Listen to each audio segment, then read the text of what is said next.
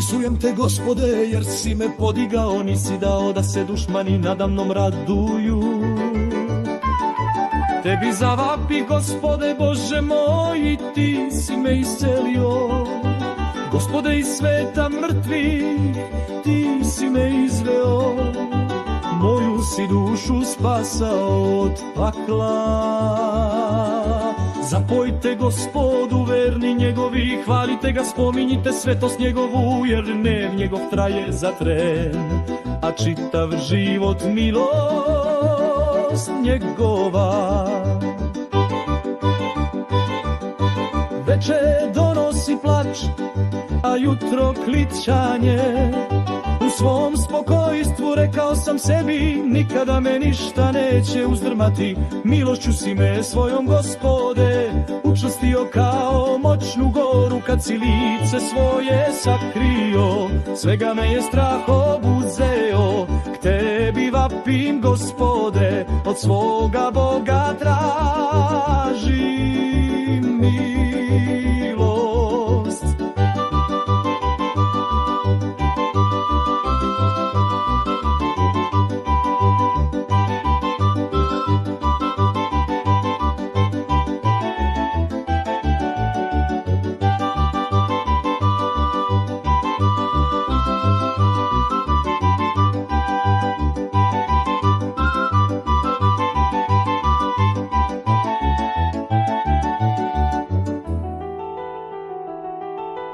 Kakva korist od moje smrti, ako siđem u Šeol?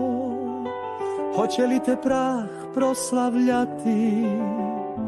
Zar će prah o tvojoj vernosti da priča? Počuj, Gospode, smiluj mi se. Budi moja pomoć, o Gospode. Moj si plač okrenuo ukolo, skinuo si s mene ruho žalosti, u ruhome radosti obukao, zato te duša moja slavi bez prestanka. O Gospode Bože moj, hvalit ću te večno.